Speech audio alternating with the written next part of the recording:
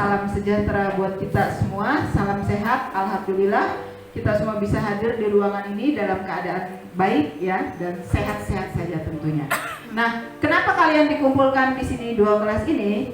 Seperti di dalam judul di atas, stop kekerasan seksual pada anak. Jadi sekolah kita sudah punya Satgas Perlindungan Anak dari Kejahatan Seksual, dan ini salah satu langkah awal untuk membekali kalian agar terhindar dari kejahatan seksual yang terjadi pada anak. Sebelumnya saya sampaikan dulu, usia anak menurut Undang-Undang Perlindungan Anak ya, itu dari sejak dalam kandungan dari 0 sampai dengan 17 tahun itu masuk kategori anak-anak. Jadi ketika kamu ulang tahun ke-17 saat ini, happy birthday to you, 17 tahun hari ini. Besok kamu nggak lagi anak-anak, kamu sudah masuk ke dalam kategori dewasa. Jadi bagaimana sih tindak pelecehan dan kekerasan seksual terjadi? Biasanya pada anak-anak, pada remaja seusia kalian. Awalnya biasanya dimulai dari iming-iming, tawaran, janji-janji dari orang dewasa kepada anak-anak. Ingat, anak-anak sampai dengan 17 tahun. Karena anak-anak ini masih belum bisa membuat keputusan, ya, belum bisa bertanggung jawab, makanya ada undang-undang yang melindungi kalian. Nah, siapa yang memberi iming-iming, tawaran, janji? Gak jauh-jauh, orang dekat biasanya.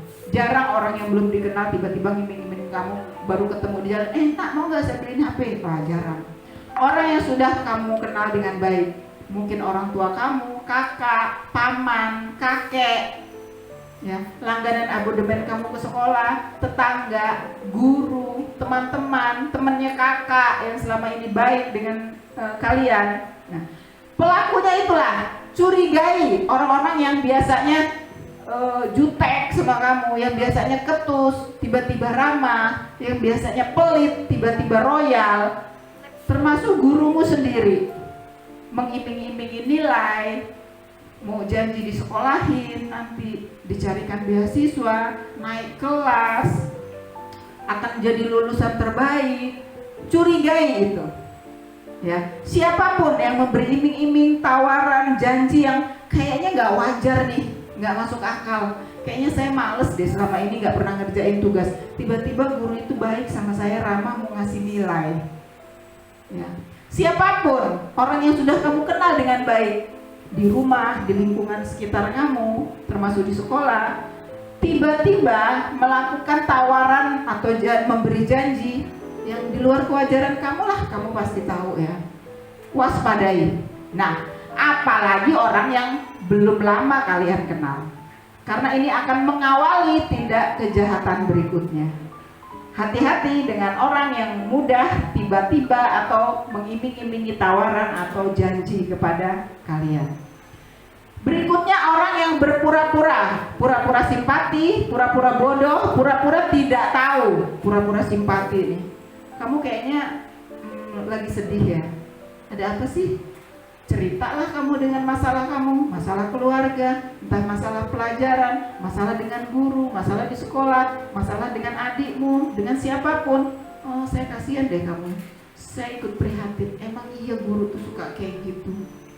Emang iya orang tua itu suka nggak ngertiin anaknya? Sambil bicara, dia peluk, dia elus-elus.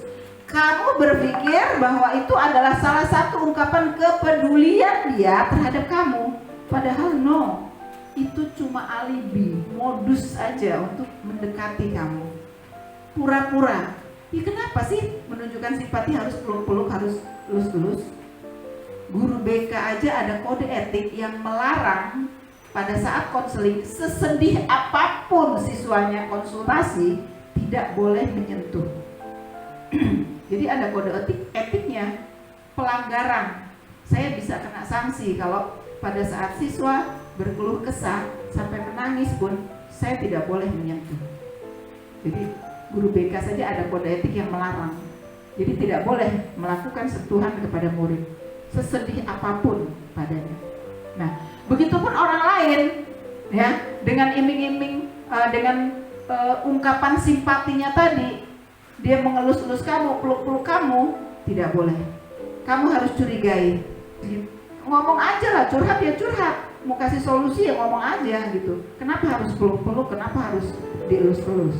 Ya. Pura-pura bodoh, mengundang kamu masuk ke kamar. Dek, tolong si Dek betulin kancing baju.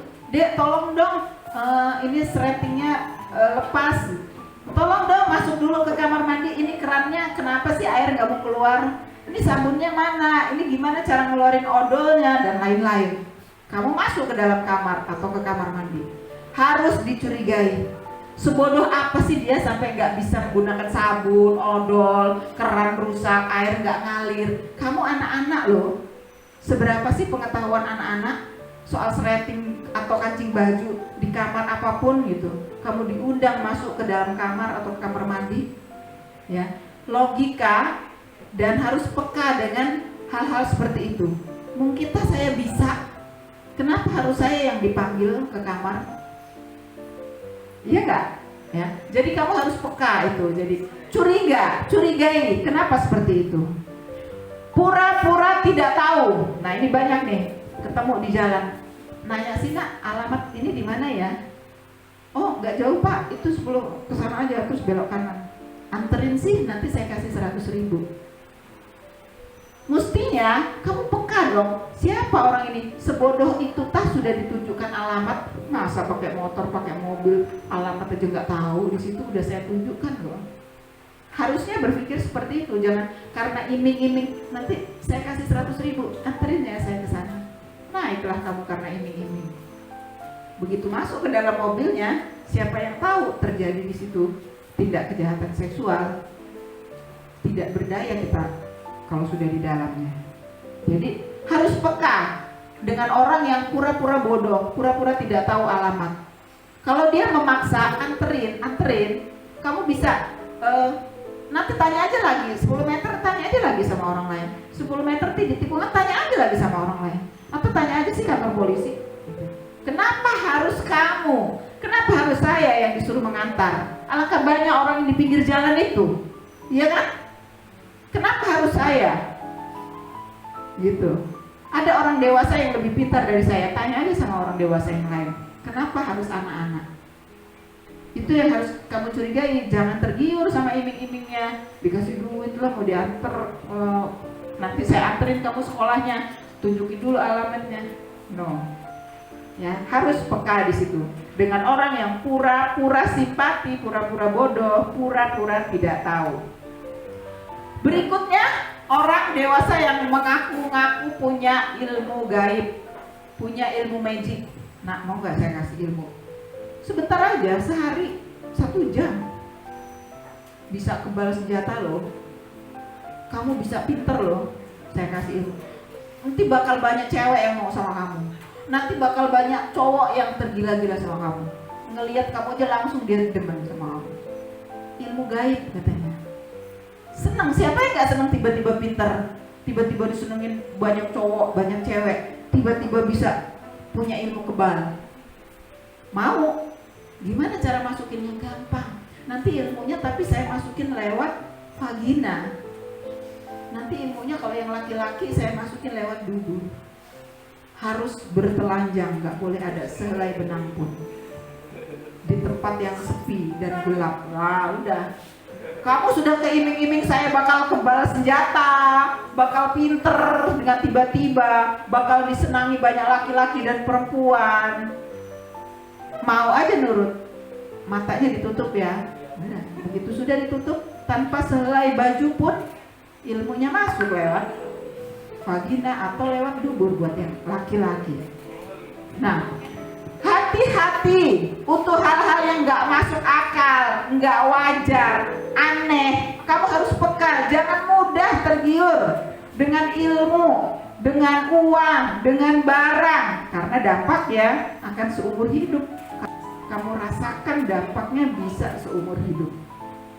Jadi dikenal atau tidak dikenal, yang dikenal aja nggak boleh, jangan begitu percaya. Apalagi yang baru dikenal sehari, seminggu, sebulan, baru dikenal di jalan saat itu, kamu ngintil aja ngikut mobilnya, no. Ya, harus peka, harus berani kamu menentukan pilihan. Oh ini gak wajar nih, ini aneh nih, ini gak mungkin. Nah jadi bukan hanya anak perempuan, perhatiin tuh anak perempuan tuh yang sering jadi tindak pelecehan. Enggak nak, anak laki-laki pun banyak yang menjadi korban pelecehan dan kekerasan seksual. Iya enggak? Iya, jadi tidak hanya waspada bagi anak perempuan, semua anak laki-laki maupun perempuan harus mewaspadai tindak kejahatan seksual. Di mana dan siapa pelaku tindak kekerasan seksual? Gak jauh-jauh nak, kamu kan lebih banyak di rumah. Ya orang di rumah dan di sekitar kamu.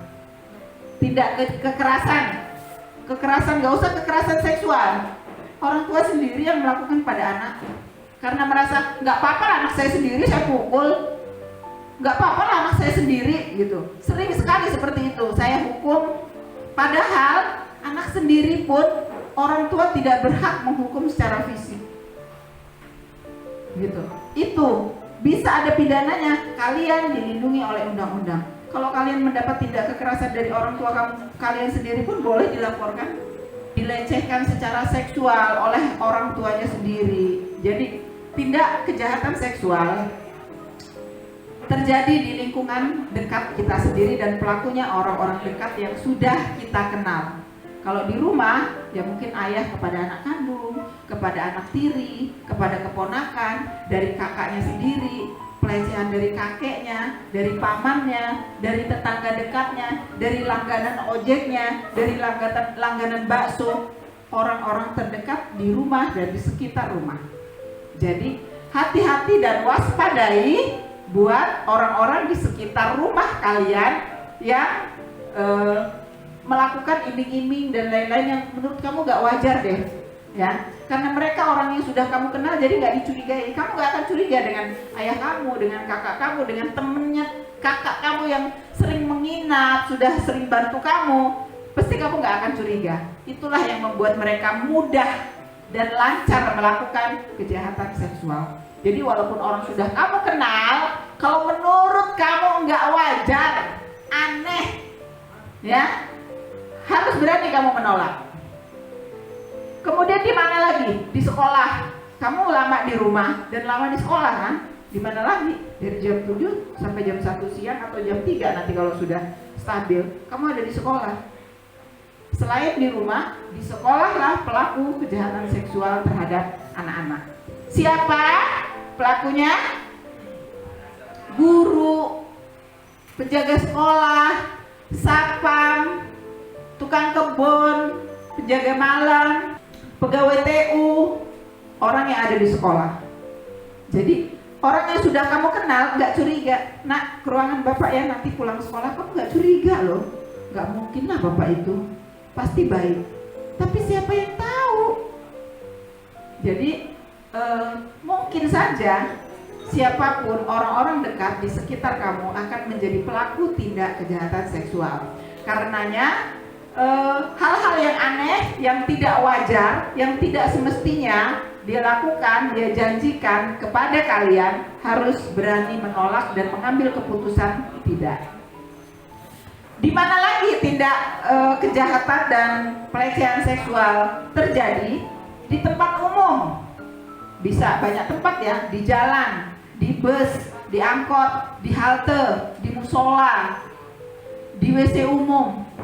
Karenanya yang sudah dikenal saja mungkin dan kamu harus waspada, apalagi di tempat umum yang orang baru dikenal saat itu.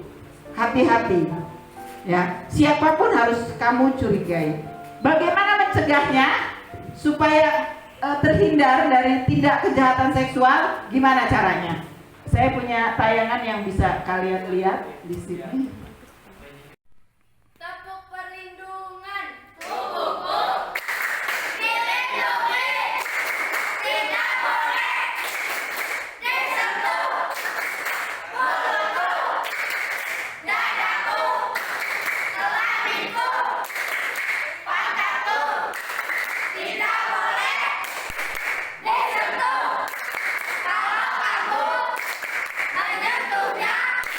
Nanti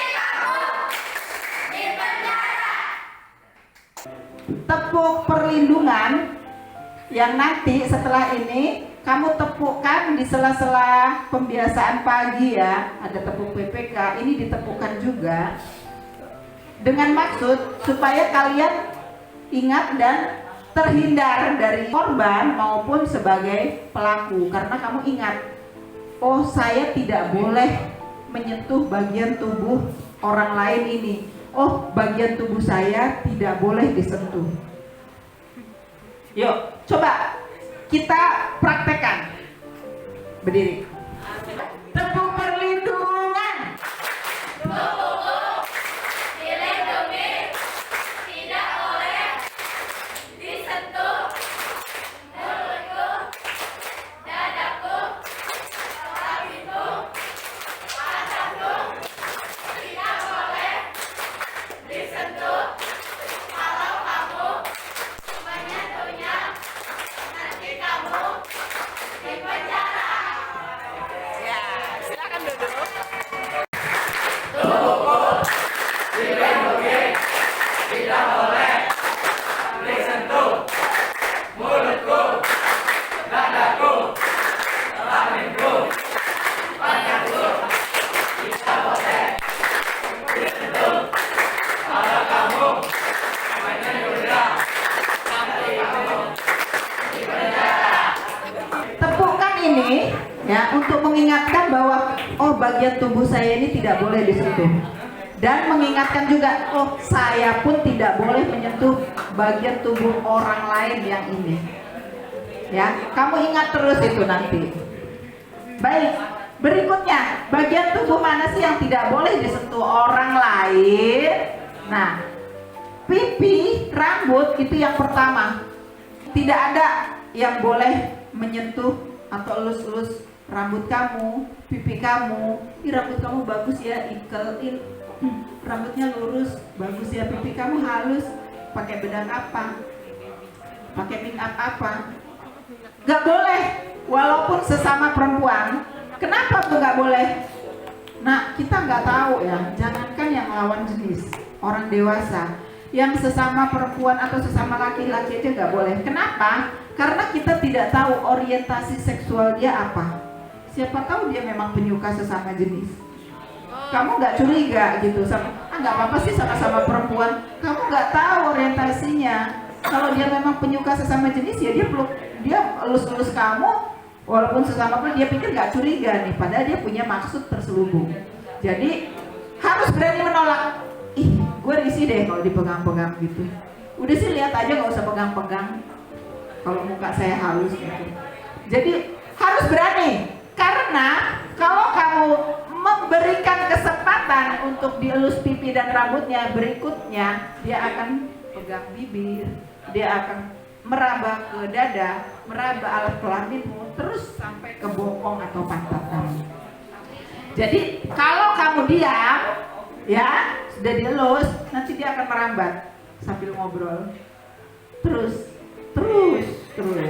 Nah, jadi kamu akan dianggap setuju dengan tindakannya. Maka harus berani, ih gue risih deh, gak usah pegang-pegang sih gitu. Kalau kamu sudah berani menolak, dia akan stop. Tapi kalau kamu mendiamkan, apalagi sampai terjadi tindak kejahatan seksual, itu akan diulangi lagi besok, diulangi lagi terus. Tapi kalau kamu berani menolak, dia tidak akan mengulangi lagi. Ya, jadi ingat, orang yang dikenal pun lawan jenis atau sejenis tidak boleh, harus dicurigai. Kenapa harus elus-elus rambut, pipi, harus dicurigai. Tidak boleh. Hanya kamu yang boleh melihat dan menyentuh alat kelaminmu. Orang lain nggak boleh. Orang tua kamu sendiri nggak boleh loh. Ngapain? Nak, bapak lihat dulu dong. Bapak buka dulu celananya, nggak apa-apa. Orang sama bapak sendiri, orang sama ibu sendiri, nggak apa-apa lihat ada apa gitu. Dan apapun alasannya, orang tua kamu sendiri, teman dekat, bisa diam nak?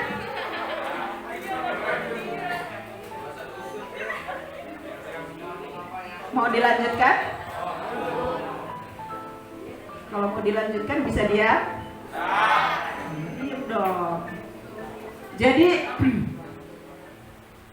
hanya kamu yang boleh melihat dan menyentuh alat kelaminmu. Orang tua kamu sendiri aja nggak boleh. Ya, karena banyak tindak kejahatan seksual justru dilakukan oleh orang tuanya sendiri kepada anak kandung.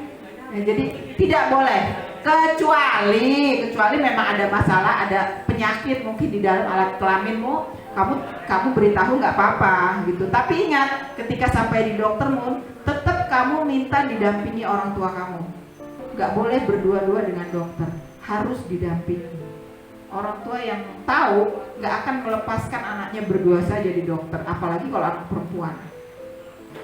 Selain dari kasus itu, kalau nggak ada penyakit, nggak ada keluhan apa-apa, tidak ada yang boleh melihat dan menyentuh alat kelamin kamu kecuali kamu sendiri. Ingat itu.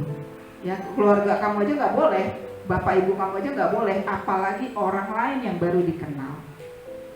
Ayo, lindungi diri kamu sendiri. Dimulai dari mana?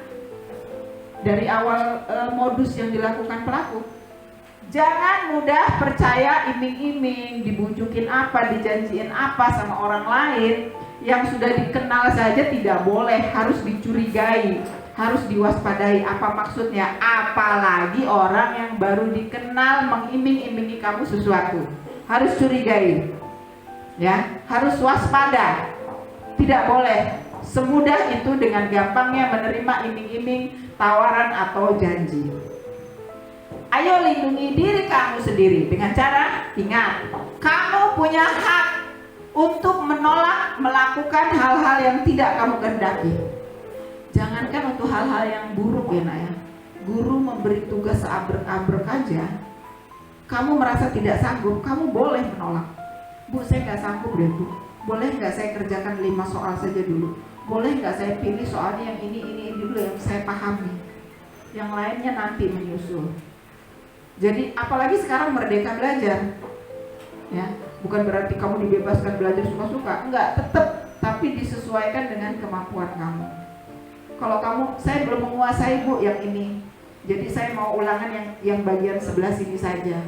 Saya belum menguasai yang bagian ini, bab ini, nanti aja yang lain. Boleh. Jadi yang bener aja, yang memang maksudnya mendidik kamu. Kalau kamu keberatan, kamu punya hak untuk menolak. Apalagi tindakan, ajakan yang enggak benar, bertentangan dengan hati kamu boleh menolak. Kamu punya hak untuk menolak, melakukan apapun yang tidak kamu kehendaki, yang tidak kamu sukai. Harus berani menceritakan hal-hal yang kamu lihat yang kelihatan tidak wajar, aneh, di luar kebiasaan. Kamu melihat saja tidak wajar, kamu harus berani melaporkan. Apalagi kalau terjadi pada dirimu sendiri. Misalnya, Pak, saya kok ngelihat adek itu sering dipaku-paku sama anak kosan itu loh Pak. Adikmu masih balita atau adikmu sudah besar, kamu merasa tidak wajar gitu loh. Kenapa sering dipaku-paku, dicium-cium sama anak kos sebelah itu loh? Laporkan, jangan diam saja. Apalagi terjadi pada dirimu sendiri. Laporkan, kamu di sekolah melihat temen kamu dipanggil guru udah 1 jam nggak keluar-keluar loh. Terus sepi betul, nggak ada suara apa-apa. Ada apa di dalam? Apa yang terjadi? Ya, kamu ke WC, di dalam WC itu ada suara bisik-bisik. Tungguin lama betul nggak keluar-keluar. Curigai, ada apa di dalam itu? Temen kamu nyumput di WC berbisik-bisik di dalam itu. Ada apa? Atau cekakak-cekikik cewek-cewek berdua atau cowok-cowok berdua di dalam kamar mandi. Curigai, waspadai. Ada apa? Laporkan. Jadi kamu melihat yang aneh, tidak wajar, tidak semestinya, ya, aneh menurut kamu, tidak pantas, laporkan. Laporkan dengan orang tuamu, dengan gurumu, dengan siapapun yang orang dewasa yang kamu percayai. Apalagi kalau terjadi pada dirimu sendiri, kamu mendapat tindak pelecehan atau kekerasan seksual, laporkan. Kalau pelakunya orang tua kamu bisa laporkan ke paman, bibi, kakek, kakak, ibumu, ya. Kalau pelakunya misalnya kakek, ya kamu laporkan dengan bapakmu. Laporkan yang pasti dengan orang dewasa. Kalau kamu diam saja, sekali lagi pelaku akan menganggap kamu setuju. Dan setelah setuju, 1 akan menjadi 2. 2 akan dilanjutkan ke 3 kali, ke 4 kali, dan seterusnya. Harus berani melaporkan. Berikutnya harus berani menolak. Ingat, kamu punya hak untuk menolak melakukan apapun yang tidak kamu kehendaki. Harus berani menolak dan bilang tidak, jangan. Ya, harus bilang apa? Tidak. Harus berani bilang? Harus berani bilang? Harus berani bilang? Waduh, nak, jangan letoy gitu. Kalau memang nanti benar terjadi pelecehan dan kekerasan seksual sama kamu, kata Bu Yani, harus berani bilang tidak. Tidak, jangan. Tidak, atau dalam hati, tidak, jangan. Teriakkan itu. Ya, harus berani bilang tidak. Harus berani bilang iya. Jadi teriakkan, jangan. Kata Bu Yani bilang tidak, tidak. Teriakkan tidak, jangan. Karena teriakan kamu itu akan melemahkan pelaku, ya, menurunkan keberaniannya. Jadi harus berani menolak dan bilang tidak, jangan, saya nggak mau.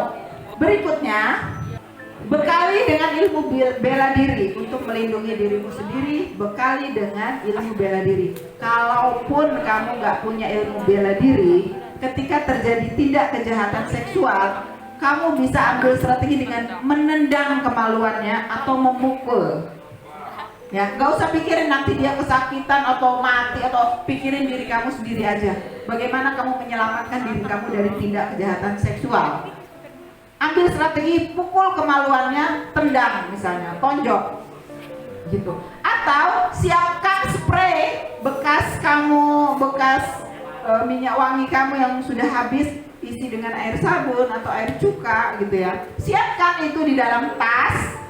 Kalau terjadi sesuatu atas kamu bisa keluarkan dan semprot. Seret, begitu sudah semprot, dia gupok dengan matanya sendiri. Kamu bisa ambil strategi untuk berteriak atau lari.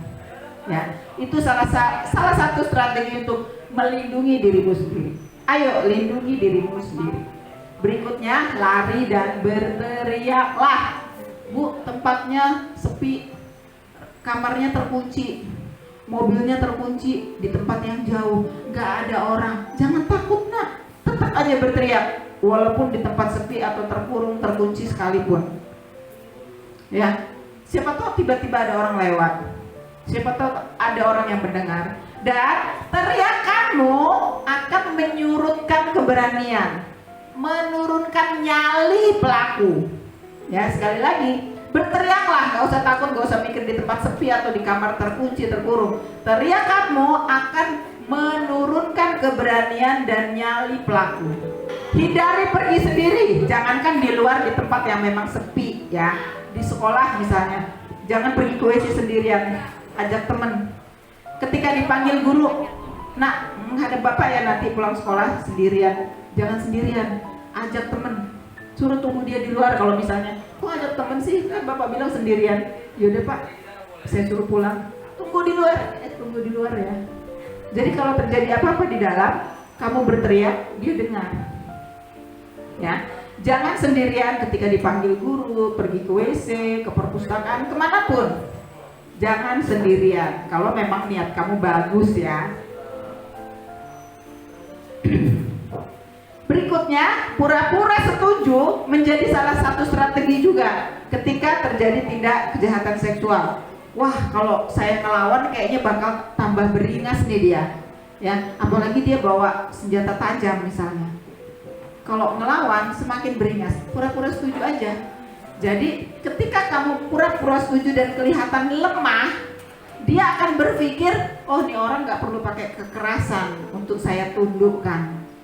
Karena kamu terlihat lemah, itu akan mengurangi kewaspadaannya. Mungkin dia akan menyingkirkan alat-alat bantu kejahatannya, entah itu golok, pisau, kayu, dan lain-lain. Karena kamu terlihat lemah, tidak berdaya, dan nurut aja. Padahal kamu pura-pura. Ketika kewaspadaannya sudah menurun, karena dia pikir kamu oke dengan dia, itu pasti akan menurunkan tingkat kewaspadaannya. Ketika tingkat kewaspadaannya sudah turun, kamu bisa mengambil strategi untuk memukul kemaluannya, menendang, berteriak, lari. Ya.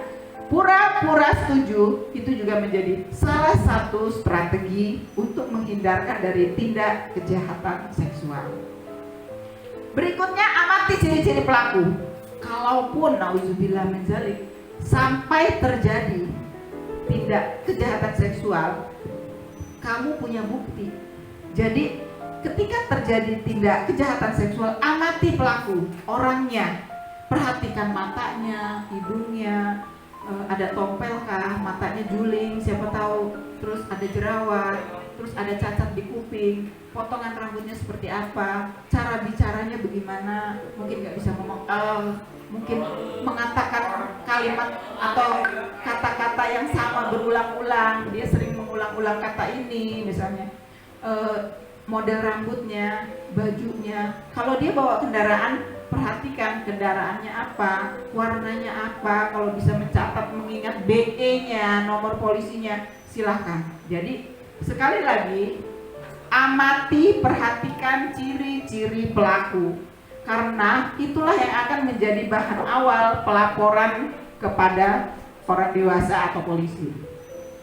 Ya, jangan sampai terjadi kejadian sama kamu, mudah-mudahan enggak ya, laporkan kepada polisi. Ada bahan, jangan nanti siapa orang nggak tahu, ciri-cirinya nggak tahu, mobilnya nggak tahu, terus lapor polisi, bagaimana cara mau ditindaklanjuti? Sudah jadi korban pula. Nah, jadi amati, perhatikan ciri-ciri pelaku sebagai bahan awal untuk menindaklanjuti pelaporan kepada orang dewasa atau polisi. Lapor sama orang tua juga, siapa? Begitu diceritakan ciri-cirinya, ternyata bapak kamu kenal. Oh, itu mah bapak kenal itu mah. Nah, terlacak kan? Begitu. Jadi amati ciri-ciri pelaku sebagai bahan pelaporan. Ingat, lapor polisi atau laporkan kepada orang dewasa tindak kejahatan seksual yang kamu lihat atau kamu alami untuk menghindari kejadian kedua terjadi pada kamu dan menghindarkan juga terjadi pada orang lain. Jadi supaya dia mendapat hukuman yang setimpal. Kalau kamu diam saja, itu akan terjadi, akan diulangi lagi. Karena dia merasa, oh nggak ada beban, nggak ada salah, terus nggak ada hukuman, nggak ada sanksi, nggak ada akibat gitu. Dia diam aja, kayaknya dia oke. Akan diulangi lagi. Nah, jadi laporkan kepada orang dewasa atau kepada polisi yang berwajib. Nah, berikutnya yang terakhir, jika kamu menjadi korban atau kamu melihat, menemukan korban pelecehan atau kejahatan seksual, beri dukungan padanya, besarkan hatinya dan sampaikan, itu bukan salah kamu kok. Ya, sekali lagi saya sangat tidak setuju kalau ada korban anak-anak menjadi, jangankan anak-anak, orang dewasa aja saya nggak setuju ya. Apalagi anak-anak, fokus kita bicara ke anak-anak yang menjadi korban kejahatan seksual, terus malah disudutkan. Oh, memang anaknya lenjeh, memang anaknya menel, kegatelan. Iya, anak itu sih suka pakai rok pendek, celana pendek di luar ke warung. Sekali lagi saya sampaikan, murni kejahatan seksual, pelakulah yang bersalah karena tidak bisa mengelola pikirannya. Alangkah banyak misalnya cewek pakai baju seksi di pinggir jalan, banyak loh kendaraan yang lewat dan melihat cewek seksi yang lenjeh dan kemayu ini, ya kan? Kenapa hanya satu kendaraan yang melakukan pelecehan? Kenapa nggak semua orang lewat itu terus melecehkan, semua orang lewat satu melecehkan? Enggak kan? Alangkah banyak yang melihat. Ya orang itu saja yang memang tidak bisa mengelola pikirannya. Jadi sekali lagi bukan salah orang yang menjadi korban. Udah masih muda, kamu masih kinyis-kinyis, cantik lagi. Oh, orang tua, orang dewasa, nenek-nenek pun banyak kok yang menjadi korban pelecehan dan kekerasan seksual, iya kan? Orang yang pakai jilbab di pondok pesantren nggak pernah keluar pun menjadi korban pelecehan seksual, iya kan? Orang yang pendiam, cuman sekolah, berangkat dari rumah, pulang lagi, nggak pernah main loh, nggak banyak bicara, jadi korban pelecehan seksual, ya kan? Jadi bukan itu, nah, tetap pelaku Akulah yang bersalah karena tidak bisa mengelola otaknya. Alangkah banyak anak laki-laki di sini. Kenapa hanya satu yang bolos sekolah, hanya dua yang nggak mau sekolah, hanya satu misalnya yang nggak pernah mau mengerjakan tugas, ya kan? Kenapa? Ya memang cuma dia yang tidak bisa mengelola pikirannya. Jadi jangan salahin semua anak. Sekali lagi, jangan pernah menyalahkan korban kejahatan seksual yang terjadi pada anak-anak. Murni kesalahannya ada pada pelaku. Ayo dukung dan besarkan hatinya, bukan kesalahan kamu. Paham ya? Sekali lagi saya mengingatkan, kalian punya hak untuk menolak apapun yang kalian tidak kehendaki untuk dilakukan, ya. Dan harus berani bilang tidak. Harus berani bilang iya. Baik, cukup sampai di sini. Saya akhiri. Wassalamualaikum warahmatullahi wabarakatuh. Salam sehat, salam sejahtera buat kita semua.